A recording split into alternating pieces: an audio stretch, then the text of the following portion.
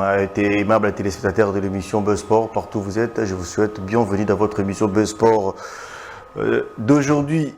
Plaisir pour moi de vous retrouver devant vos postes télévisés. Cette fois-ci, on va parler d'un club Motema Pembe, un club, une ancienne formation qui patauge jusqu'à présent. On ne sait pas quels sont les enjeux pour sauver cette formation d'un club Motema Pembe, 80 ans, qui reste sur place, 80 ans, qui ne connaît pas l'évolution. Après le départ de Gentini Ngobila, de Robert Mina Kunzala Nzoko et tant d'autres dirigeants, y compris même Vidier Chumanga, DSMP fait du surplace. Alors qu'est-ce qu'il faut faire exactement pour sauver cette grande formation du Daring Club Motema Pembe de Kinshasa? Alors sur ce plateau, je suis accompagné de l'ancien président de la grande commission des supporters du Daring Club Motema Pembe, M. Firmin Manamaka. Bonsoir et bienvenue. Oui, bonsoir, papa. Ça va? Ça va pas?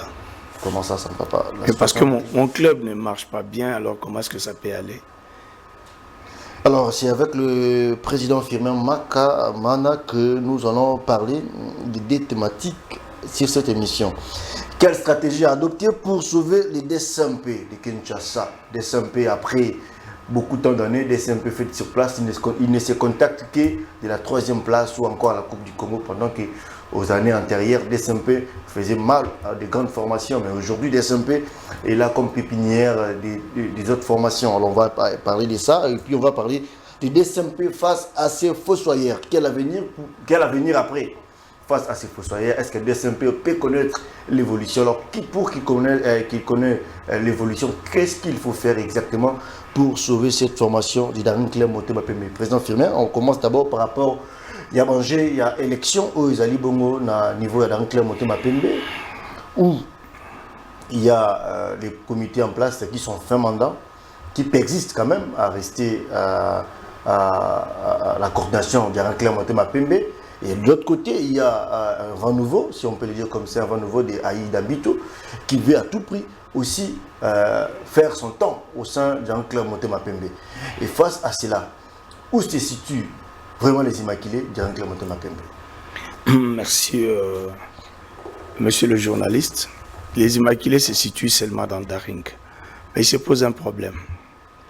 Nous avons essayé autant de thérapeutiques, ça ne marche pas. Parce que, qu'on se dise vrai, le président Ngobila est venu avec beaucoup de moyens qu'il a injectés dans le club. Mais il y a toujours eu des prédateurs qui tournent tout autour de ces gens-là qui, moi, je considère comme des profanes dans le monde du football. Et il y a ces administrateurs ou les anciens du club qui se prennent comme des professeurs de l'université DSMP. Alors il faut venir, oui, il faut venir apprendre chez eux et là ils vous imposent tout, sauf rien. Et il y a un loko yotumekina. Gentini Ngobila, Robert Minaku, Vidier Chimanga Chipanda et Olivier, et aujourd'hui le président Paul, nous avons compris qu'il y a toujours une répétition des mêmes systèmes. Alors cette fois-ci, nous nous sommes dit, il faut qu'il y ait un enfant maison. Cela veut dire que quelqu'un qui a grandi dans cette histoire. Et pensez-vous que Paul n'est pas un enfant maison? Non. Paul n'est pas un enfant maison. Pourquoi? Je vais m'expliquer. Si Paul arrive comme président, une fois qu'il est parti, vous ne le verrez jamais ni au stade, ni aux entraînements, même dans l'histoire du DSMP. C'est le mal. On n'apprend pas quand on est chef, mais on apprend quand il faut observer les autres. C'est là où tel a fait telle erreur. Donc, quand moi je viendrai, il faut corriger comme ça, il faut corriger comme ça. C'est comme ça qu'on apprend.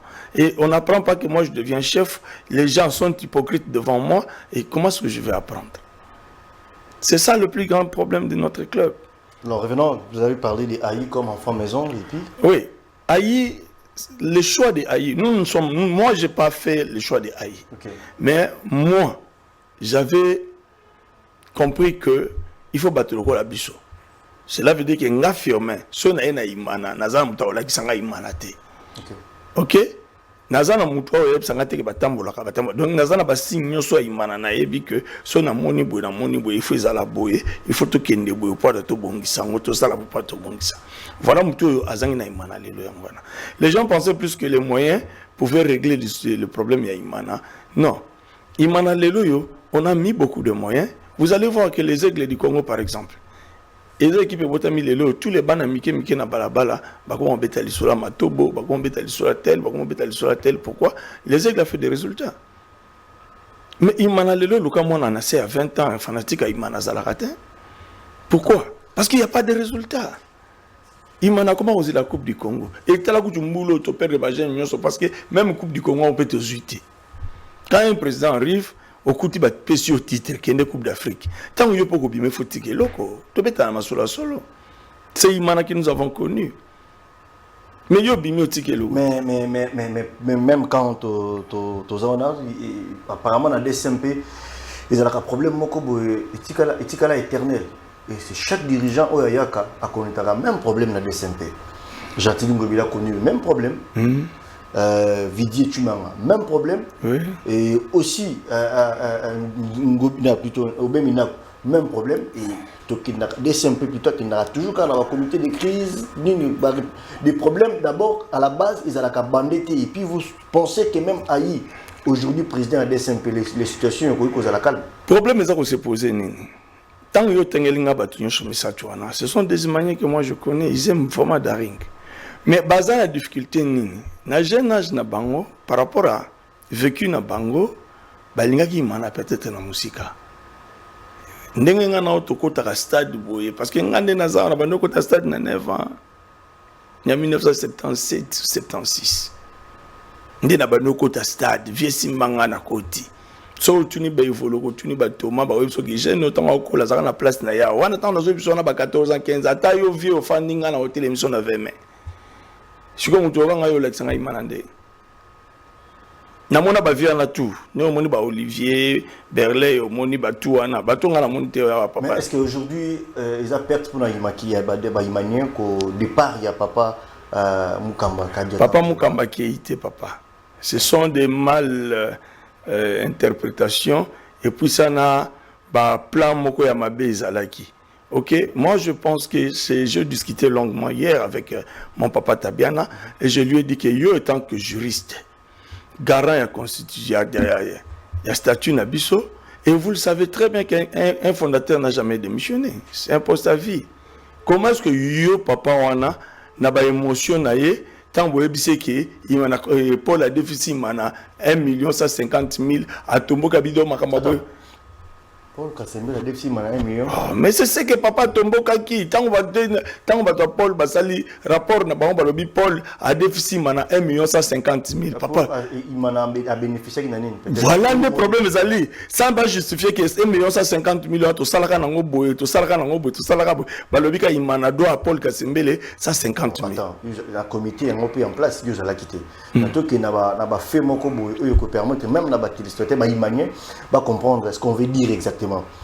Le comité en place, le président Paul Kasembele a déficit DSMP 1 150 000 francs congolais, 150 000 dollars. Oui. Alors, on a 1 150 000 dollars, on a DSMP à Zananine, selon eux. Mais il y a un qui a papa, on a tant qu'intellectuel. Il est gestionnaire parce qu'il a dirigé l'AMIBA pendant au moins 27 ans. Donc, il sait comment est-ce que ces choses-là marchent. Papa, mais c'est pas possible. Réellement, on va considérer que M. Olivier a dit que bilan na bango médiocre, c'est catastrophique. C'est tout à fait normal. Moi, je ne peux pas cautionner ça, il faut démissionner. Il était demandé au fondateur, au cofondateur, d'aller voir papa pour le faire revenir dans la raison que papa, même par émotion, parce que il a démissionné. Mais qu'est-ce que nous avons constaté? Pour na bango ezalaki esengo que papa a démissionné pour Abassa Bakuna Bango. Comment? Mais oui, ce qui s'est passé il y a 3 ans passés. 3 ans passés, ce sont les mêmes personnes. Oyo Bakindaki ko comploté pour Abassa la élection, il y a 3 personnes na Daring. Oyo il faut azana 48 membres. Tout au plus, mais Bassa 3 personnes. Na bisayo logo moko. il m'a pas de problème, t'es pas assez mal classé. Soit il m'a pas de problème, il n'a pas attaqué Bissot. Il ne peut pas fonctionner comme ça. C'est peut-être le vieux innocent qui Bundoulou et l'ancien président Connor Batoubanima qui m'a fonctionné parce que ce sont des Imaniens. Qu'on se dise des choses vraies. Imana ne pouvait pas. Et les gens qui ont fait ça, ce sont des grands juristes, comme le vieux Tabiana et comme Lyoki et les autres. Bon, on va y revenir. Tout côté dans la thématique, on a moni temps et na Pimbangu. Donc, quelle stratégie adopter pour sauver les dessins? Voilà. Uniformité imbattable qui ne connaît les slogans qui n'expliquent rien. Cela veut dire quoi? Okay. Imana est comme désigné comment ceux qui M. Caleb arrive avec un groupe au bazo soutenir le groupe pendant ba ABC que non, besoin de tous abespère. Au moins M. Firmin Kopusa na été dans un docu o lokakabatu. Parce que moi je ne connais absolument rien. Na kundi mayango et créé na créé ben ennemi. Na créé ben ennemi on a non pour na ngana za na posa na za na ben ennemi mais pour na batu wana baza ben ennemi ya batu mususu. On comprend ce que si yo biso to lingi boye, biso to lingi boye nga précisément na lingi boye qui est un enfant de la maison o aza na groupe té. Attends président. Ce qui moi na kunda yé, dessin peut changer. A cause na groupe té pas yo la gisa, montre pas yo la gisa ni, ne ba gagner match. Ou be la gisa ne ba so la na ba supporters. Ou be la gisa ne ba diriger équipe. OK, on avance. Voilà, cela veut dire quoi? Montre le les tienne. Par exemple, là, il y a un modèle. C'est ça au moins. Parce que au moins, il est là. Là, il y a père, il suffit de comprendre Bango. Nengen Gobila comprenne Bango, Nengen Vidje Chimanga comprenne Bango. Il faut pas injecter. Parce que Bango va se retrouver. Moi, parmi Bango, lobi kututa unengna lo babio te ko lo bate ya kana nda kuto solo la. C'est ma mana tout solo a nda kuté. Il m'a appelé pour me dire que ayi azamo nandaku a roulé sa biso ndenge ba mususu balé sa biso te parce que ayi biso très bien. Il y a bisangai na ba conception modèle wana imane comment rouler sa batu. Imane comment rouler sa batu te. Tala nemba kena ko sala na peso exemple. J'ai parlé hier avec eux. Balobi ayi elani chimanga akoya na daringte parce qu'elle a une équipe naïe. Lambert aussi akoya na daringte parce qu'elle a une équipe naïe. Mais ils reçoivent la candidature de Luanda aux équipes ne betara na foot. Yebisanga non. Non parce que naza contre Luanda. Mais tout qui est dans la logique wana. Baboyi chimanga ne peut pas venir dans. Parce que Luanda n'est pas d'une certaine attaque à DSMP. Papa, est-ce que toi tu peux diriger au président section football na daring entre temps ça rappelle une équipe là où se betara en Ligue 2? Peut-être poser un championnat différent, non? Tous les na foot, championnat différent. Non, c'est le foot. Ok. Et ça, la marathon. Mais pourquoi? Sur le côté national, il y a des pots de vin, il y a des coups, où bazo se préparer national. La personne à Kassembele a eu conscience. Il a compris que échec est Zalaki. Échec est Zalaki parce qu'il peut être belé na beaucoup de dirigeants côté. Bati mangana balamber bazali na ki omeka makasi tanga kuna bona boy. Mais le coup là papa on a bénéficié de quelque chose na Paul Kasembele. Eza le coup la mielo bango walinga tikate ba ebi ke mutu azoya ako se soumettre na bango à mettre absoluté parce qu'il y a une équipe ako sala ba oyo sengela sala pona ba papa oyo sengela ko sala teza ya ye pona équipe zo victoire pona ba nini ya été pona kabela ba to mbongo. Voilà. Des problèmes qui se posent, on a su quoi. Donc, il m'a biso pone bonga, il faut te recourir, n'endenge imanezaki kala. N'a pas remonté parce qu'à l'époque tu as été un peu jeune. Il m'a biso monezalaki uniforme imbattable pourquoi? Les gens qui se succédaient dans la tête ya daring, bazalaki bana o bakola kana kati ya daring. Bavie Mouyenga, bavie Dombuta, tout bana o bakola kana daring. Donc so la yebo makama oko sa eza to ko biseni. Ba tout ba le kana DSMP na bakola na daring. Oui.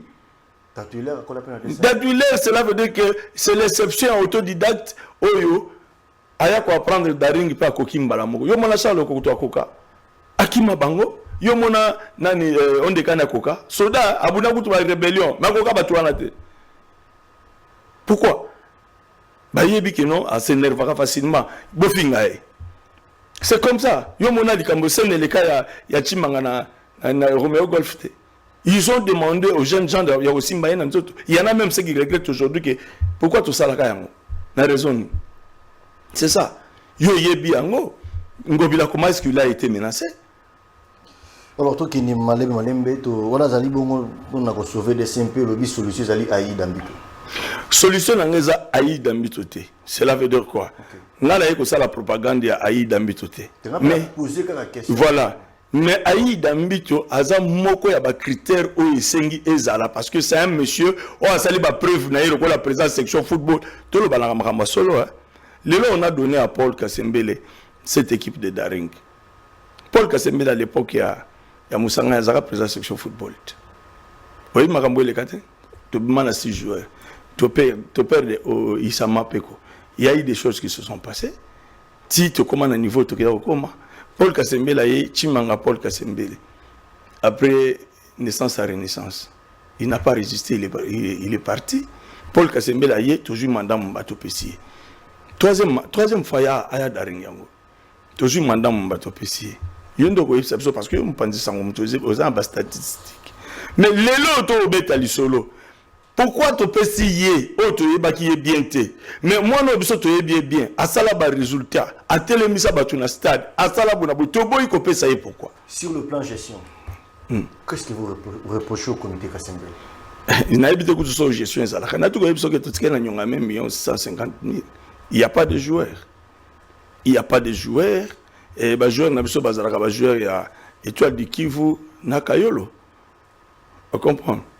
Donc cela veut dire que, en réalité, nous ne savons même pas. Ceux qui sont là, heureusement, il y a un ensemble bilan. Parce qu'il y avait des questions. Ceux qui papa on a syndicat qui c'était normal. Comment est-ce que la CAF et la FIFA suspendent tous les dettes? Monde entier. Tu as su na nyongote to repartir na point zéro. Yo koti oyo tiki biso na nyongo 1,150,000 $. Ah, déficit qui DSMP to DSMP. Ah, yende président DSMP, yende mo déficit. Ka déficit DSMP. A déficit DSMP mutatinda ki nani? To na crise anini. Yo président so ya ko yebisa biso ki tozangi nini. Mais de l'autre côté il faut que soit quand même fort parce que DSMP pas le lot d'opter dans l'infrastructure sportive. Quelle infrastructure? Le stade Cardinal Malou. Le stade Cardinal so ko loué ndupango ndo tiki infrastructure. Mais pendant combien d'années? Pendant combien d'années? Tozo parier na le président Moussa a changé na Daring sur qui stade néotika la Daring. Oh, comment ça? Mais nazo tout na yo, nazo yebisa yo vrai, lelo oyo Paul n'est pas candidat. Après ba assemblée totale ce qui stade néotika la Daring. Ni no biso to bien beaucoup. C'est signé pour le nom de DSMP. Signé le nom de DSMP. Il a il fallait que tu l'aies bien. Alors, comment évaluer la situation actuelle du club Motema Pembe sur le plan sportif et sur le plan structurel? Le comité Paul Kasembele a un bilan très positif, un bilan plutôt très positif au regard. Papa oyo, soutien nakaye quand même. Lobaki que bilan est catastrophique et puis ça médiocre. On est à la terme au moment où tu as bimisaki. Selon Yosuko, ils en ont bien. Et vous allez bien, mon frère. Tu as championnat. Tu as mis la place sur mon côté. Dans quatre équipes, joueur mon côté a un contrat. Équipe, ils en ont 3 personnes. 3 personnes sont membres de la famille. Et quand on a 4 équipes, on a évité ceux qui tous ont joué, tous ont joué. Si vous avez que l'équipe a une chance de bêter tant que FIFA suspendre la macamusus, on a toujours un problème, une sanction, une belé, et là, au moins, ils atteignent. S'il faut évaluer des SMP. Ranger l'équipe. Non, s'il faudrait évaluer des SMP pendant 3 saisons au Kasembele à gérer. Négatif. C'est basé quoi bien en négatif? En tout et pour tout. Si tu as un élément ou mais les mecs ali qui biso moko to mekana ba joueur na biso ezo simbaté ba joueur to somba première équipe na mona ba changer sur 7 gardiens. Le championnat moko. Au somona yango. Première équipe, là, on va changer sur 7 gardiens. Mais là, monsieur, vous avez fait un combat. Et le combat, ça la mine de papa. Yo va combattre. Tant que tu défais joueur à Renaissance, le combat, c'est là. Pendant tout remonter. Tu défais qui papa. Et bien, hôtel, nanga yaka au défa. Petu na ba benga zito yaka au défa. Petu na musuku tu na zaka au défa. Petu bino benga ka bo benga na. O utaka ba kungo comme na. Chikata. Ya son maman so 3 mois. Yo mona bango suna dare. Pas atteint. Tonton Solingaki classe à Sika pour. Classe à Sika, te bango bayi bare supposé yo la oza mopanzi sangola ndamaka bale soki ozalaki échec oye ozwi bato moko boye ba remonter yo première opération eza ya ko retenir bato ba remonter yo pour nous renforcer bango n'est-ce pas to ke non logique bato na bakei bato ba sela biso recrutement seconde ba remonter biso entraîneur asika uti équipe ni kuna pesa uti asale le côté awa na yo samakam. Pourquoi vous êtes trop pessimiste? Mais papa, entraîneur, on a Yassika. Et ça, le roi, moi, si mon gobo, Oyo Lingi Yassika, mais ça, moi, ça calait pas. N'a pas de caractère. Allez, on avance. Voilà. Quels sont, selon vous, les principaux facteurs de crise de DSMP? Bon, problème, les principaux facteurs de crise dans DSMP, d'abord, premier point, c'est le conseil d'administration. Ok. Deuxième point, la cofondation. La cofondation, c'est comme trop pauvre. Vous comprenez? Parce que les loyaux, ils ont fait du ana, mukolomo te oyoka. Oui, papa. Autant que conseil d'administration, autant que facteur aux alliés que Bouma DSMP, les alliés conseil d'administration, la cofondation. Oui. Conseil d'administration, banan basijaka. Banan basa habilité à co-siéger. Ok. Banan basa habilité à co-siéger. Merci beaucoup, papa. D'abord, pour être un administrateur dans Darink, il faut aller en règle de cotisation. Ok? Ok, au coup, tu as un conseil, tu as côté après sa cotisation. C'est la raison pour laquelle on a président, il y a un comité de direction. Donc, on a kabela kabango l'art. À comment les mettre en avant? Comment est-ce qu'on a fait ce exemple? Comment est-ce que Kassembe peut passer 3 ans dans Darink à participer à 4 réunions au conseil d'administration pendant 4 ans? Et réaction à conseil d'administration. Parce qu'on réagir, il y a des patrons. Oh, mais ça, le bibongo. Si vous ne voyez pas que de l'autre côté, les immaculés, vous vous trompez parce qu'il y a aussi des moyens. Soit au Kabassi, il y a des moyens pour. Il y a un lobité, il faut réagir pour la Kabila Kabangola. Quand Kabambou, ça, vous Kabila 500, 500 pour diriger dans l'équipe. Ah. Au Kabila 500, Kabila 1000 balles. Net, on a un peu ce exemple. Namatang avait Tamboué. Paix à son âme, mon vieux Tamboué. Voilà, ça les belé na Daring. La direction du DSMP. Apparemment, on répond à la question. Eh oui, dans Kinde. La direction du DSMP. Il y a un lobby qui a siégé dans le conseil d'administration en règle de cotisation. De qui? La règle de cotisation. Bon, conseil d'administration, la composé Papa Mukamba. Papa Tabiana, Bavé Lioke, Bavé Martino Kavoila, Bavé Olivier, président Olivier Berley, Bavé Langa, moi, Batubazé Belé, y compris Baï, Dambito, Etienne, Banani, tout ce monde. Et monsieur Max Lyongo aussi. Oui. Bangonde Batubasi Chaka. Nakad na Bango Zaka, Bango Mouké. Parce que Moutoukou, tu as coupé ça, moins énergie, et ça, Olivier, tant avec Kolobalobi, nous devons cotiser pour aider notre club. Parce que je vais demander, basé qu'on soit prime T.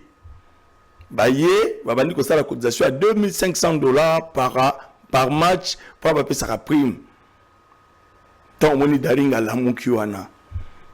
Et ceux qui cotisaient seulement, c'est Aïe Dambito, Etienne, Olivier Berley, et Pasteur Manassé, c'est qui comme Max, Papa Mukamba, je pense, n'a 2 ou 3 personnes. Deux papa n'a pas sa prime. Tant on va payer ça 5 fois, 6e fois comité de direction. Il beau payer ça quand même pas joueur, il beau les qui ça quand pas na biso. Biso de topé ça va jouer. Mbala moko bayi batumbo que si c'est comme ça, on laisse tomber.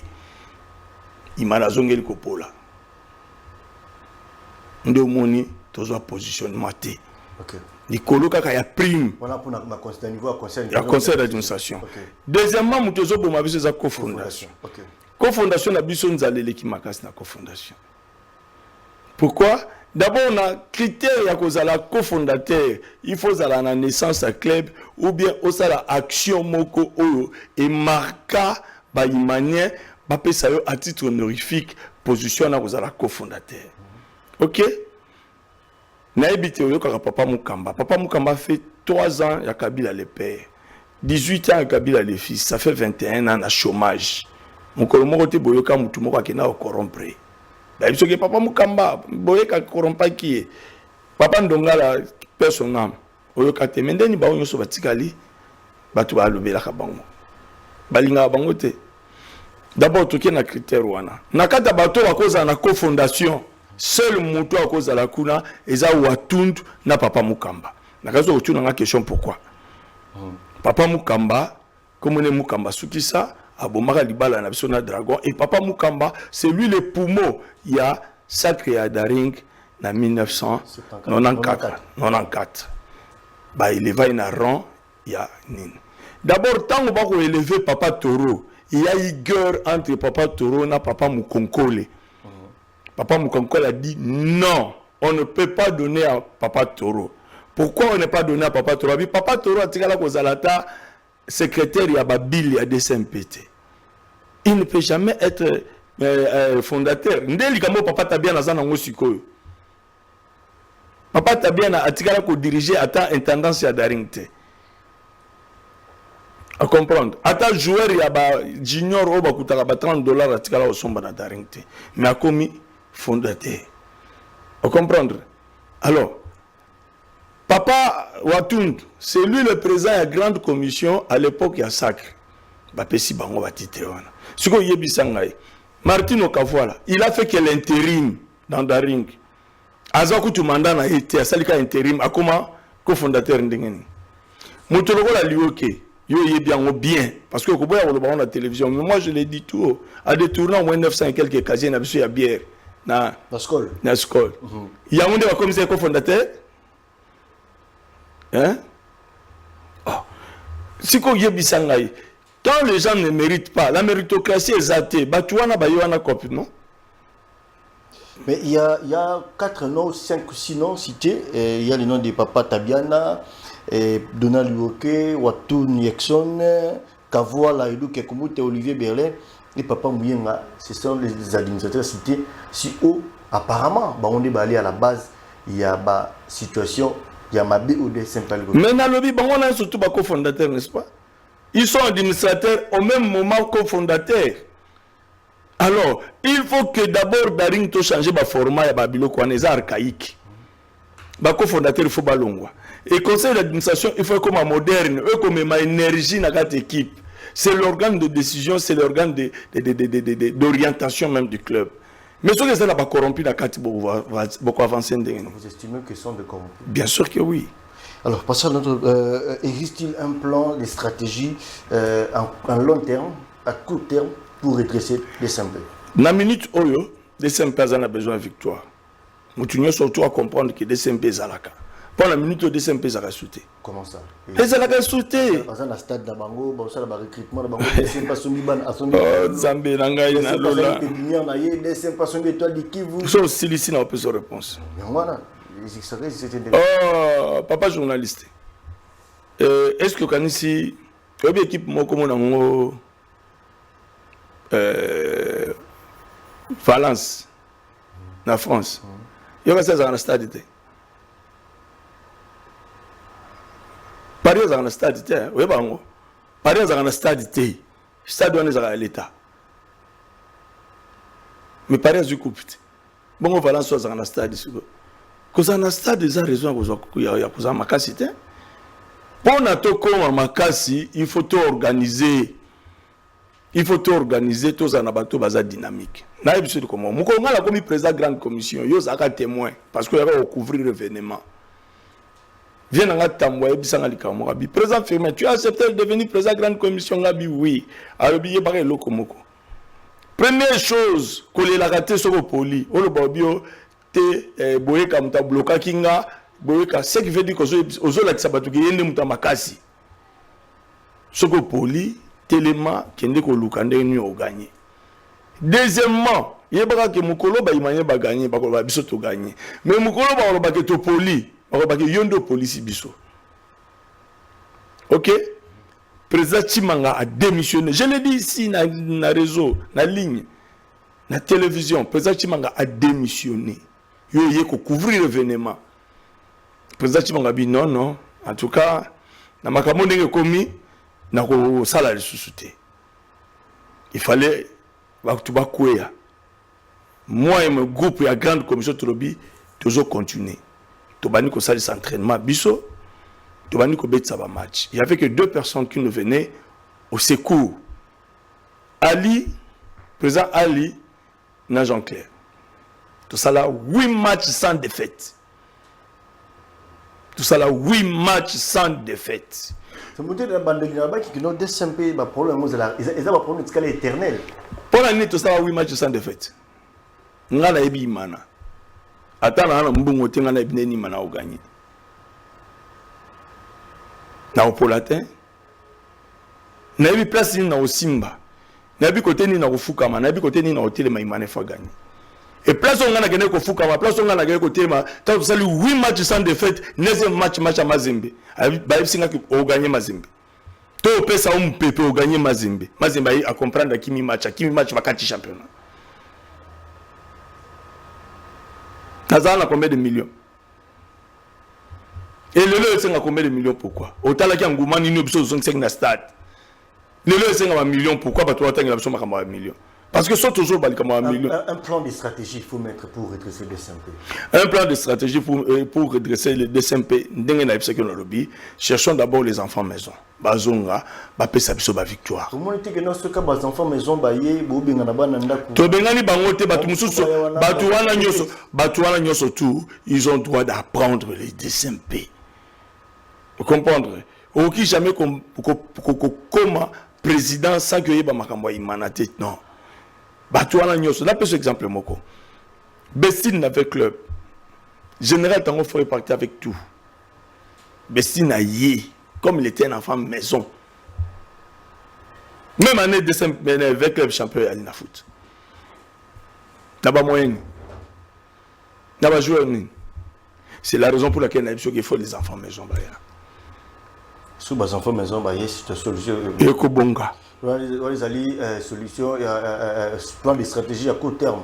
À court terme. Okay. À long terme, tu organises le conseil d'administration, tu organises la fondation, parce que on doit faire l'obstacle à ma casse na daring, tu changes et permettre que tu sois bazar à bambou na bango libanda. Papa, imanez qui par millionnaire. Imanez qui par millionnaire. A commencer à y moko papa mukamba. Vous comprenez? Olandi ba vidé chimanga ba Lambert, Olandi ba tunyoso ngala kota ba bushabi ba soki ba nani ba Charles Koto ba nani tout o nyoso to tanga awa ba ministre ba fonction publique ba Auguste Kabouya ba nani tous ce sont des Imaniens. Imane ko sala boetin. Oyi mukolo moko tanga za président grande commission na kiye pa ex président Sanga Balende comment yana?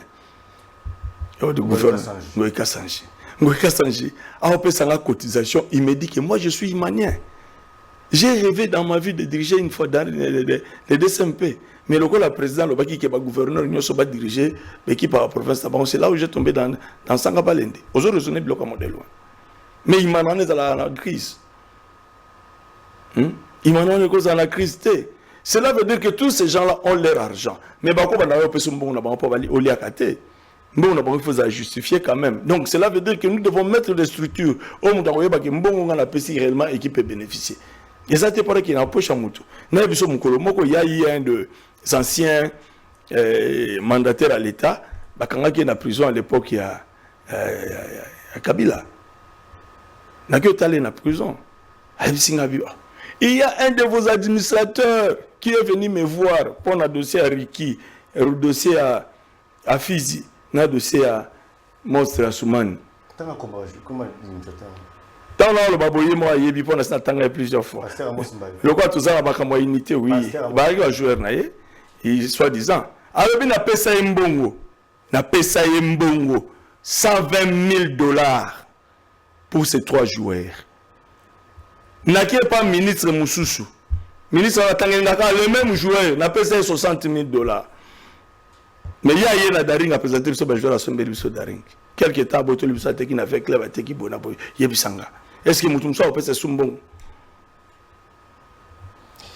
Alors, pour terminer cette première thématique, quelle réforme jugez-vous prioritaire actuellement pour que DSMP soit sauvé? Ce sont des élections. Parce que déjà là, d'après les informations qui est à ma possession, le président Paul Kasembele n'a pas postulé ou déposé sa candidature, mais les cofondateurs demandent un des candidats, Aïda Mbito, de retirer sa candidature pour soutenir et travailler avec Paul Kasembele. Ouais, ça fait Acheté au départ. Non. C'est là où je vous ai dit que l'autre fois, je vous ai dit ici que nos cofondateurs, nos papas ont pour beaucoup n'a pas échec à l'équipe la biso. Comment est-ce que Moutou Bino vous jugez que bilan est catastrophique, médiocre, mais vous négociez qu'il fasse un sous? Qu'est-ce que les pleins années Voilà ce que ça y a pour m'adarinter. Parce que les médiocres doivent dégager. Et quand vous demandez aux médiocres de rentrer, ce qui veut dire que peut-être qu'il a appris de ses erreurs, il veut améliorer. Apprendre de ses erreurs. Qui vous a dit ça? Mais le comble dans tout ça, il n'a pas postulé, mais... Pour il a postulé. A postulé qui était uniquement pour ma père va passer la négociation. Pour y azonga. On comprend aussi que papa va comprendre que il faut pas négocier. Bengi aïe na coulisse, aïe ebisi bango non. Et pour ça la maté, tout qui est na ba élection. Et quand on dit parce que prolonger l'élection 2 fois, uniquement pour la négociation, et les cas. Les élections, ils ont ça la clôture, et ça depuis les 13. Hier, j'ai été avec tous ces papas, on a rappelé Bango, Bayebisinga à lobby, Soki, Kombo na Ekoti, Bisoto Longo na Biso na Imana. Alors, pourquoi Makambouane les ont continué? Ce qui bango bazali na ba part où ils ont réservé. Paul Kasembele c'est un président qui a dirigé Daring, ils ont l'échec, ils ont la nini. Toyebi qu'il a dépensé son argent pour cette équipe. Automatiquement il devient sur l'administrateur. Oui, Toyebi qu'il a dépensé bambongo na yé pour na équipe oyo. Bambongo ko kabila ba membre de famille na yé, bambongo ya ko lesa même ba tunaye mususu ko pesa bango. Après ça on a Daring. Mais ce qui est simbité, et simbité. Ce qui est simbité tout tikina nous, donc il a makama mususu. C'est ça. Mais comment bon qu'on négocie qui faisons? Il faut être loyal. Moi, je vécu à l'époque, Naza président grand Naza secrétaire Naza président section au Cotona Hilaire. Au Coton, à comprendre que Hilaire comprend bien le football et Hilaire a du temps. Il est sérieux un secrétaire général à PPRD. Il n'a pas réellement du temps. Il a acheté 9 joueurs, groupe à Pichu Numu, à Daring. Il a acheté 9 joueurs. Mais après, Ango, alors non, je désiste. Hein? Je désiste, il est sur l'équipe Kinde. Dans 94, président Kalala, grand déclarant douanier na Katanga Mbongo Belé, Alegi Tatou Kalonji. Il y a un président section football. Et ça dit que confusion bandit. Parce que le président Kalala était imanien. Na même langue à Francis Tatou Kalonji non. Bah toi maintenant tu as déjà songi entre biso mbalé et aux Arabiens. Moi je désiste. De mon bakena ko zo tambo na volleyball. Na handball, ba ko chat mbo na fonction section football. Tambo pesa imana coupe, tambo zaka a tambo na makolo. OK, le temps il faut déjà on nous signale que non c'est la fin des nous sommes arrivés à la fin pratiquement même prenons notre deuxième thématique en 2-3 mots pour clôturer DCMP face à ces fossoyeurs. Le club, le slogan dit uni fort imbattable. Même quand le DCMP aujourd'hui a doté, a vu président ainsi que la coordination, a saigné Mamoutou à la bien. Mais si l'unité n'est pas le maître mot, pensez-vous que le DCMP va évoluer? Cela veut dire quoi? Il faut comprendre que même Nzambe Salabiso Batouyan surtout Balingaka était ça, Batou Bakina ko adorer Satana. Mais cela veut dire quoi? Ceux qui déjà Batou ya ebélé, Batou ya malamu, ba se réunir place mo ba sali force bako boma oyo ya mabe wana. Mabe il faut ça la muke malamu izale belé. Mais ceux qui malamu eleki mabe na mabe eleki malamu ne belé et comme il passe. C'est la raison pour laquelle nous voulons que cet enfant du club il va rassembler tout le monde tout autour naïe. Et là tout autour de la victoire. Hilaire, quand il a commencé à donner des victoires, même Batou Bazaki va pro Koto va rejoindre Hilaire. Moulunda, soit à côté de stade, il m'a dit toi Télémi, ayebi que victoire est. Comment est-ce que le président comme ça là, l'équipe ne bêtit 50 matchs, il y a des matchs. Au point de vue un match à péter. Alors, quels sont selon vous les vrais fossoyeurs, les vrais empires du mal, les personnes par lesquelles tu dis que nous bango de ma DSMP? C'était seulement 5 noms. Vieux Donald Yoke, Martino Cavola, Papa, nani, comment nani, Maître Tabiana, bango en 3, basali noyau ya koboma. Viens nanga edo ki akumbuta a jouer le la naître or na vie naître à raté. Vous comprendre, il est pas dans un compte à ma B. Cela veut dire que nous devons nous lever et dire que ça ce n'est pas bien. OK? Il faut que les matons baki oh ils a bien té. Tout le baka rouge bleu té, tout le baka orange chocolaté. Ndelo ko zozanga na imana yango wana. Cela veut dire que bateau bako occuper ba poste wana parce que le so papa mon kamba kufi ba onde ba ko ba fondateur. Yeb sanga muto yiba biso 900 kazi comme fondateur. Alors, to comme na mbokani. To comme na suka émission.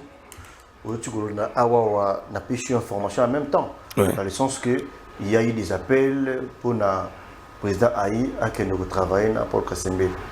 Face à ces situations, un mot et message à lancer na baïmanyenyo surtout. Nazo senga na baïmanyenyo surtout boye.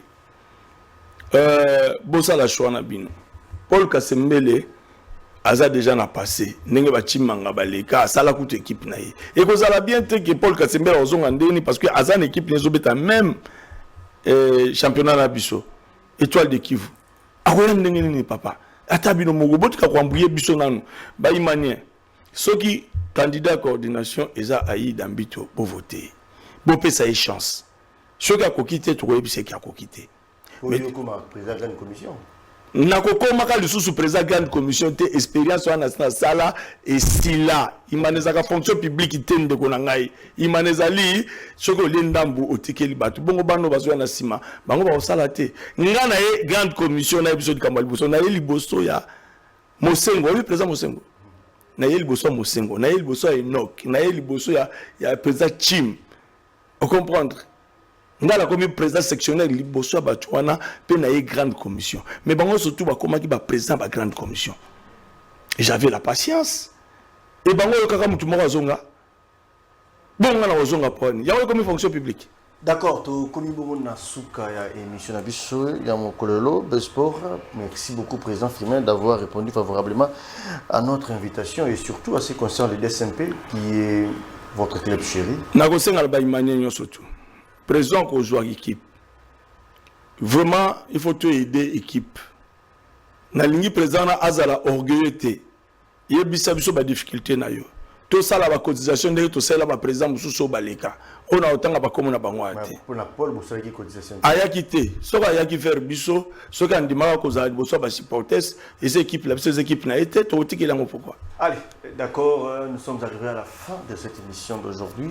Portez-vous bien chez vous, restez branchés au programme de Congo Buzz Télévision, c'est Buzz Sport. On se retrouve à la prochaine. Au revoir.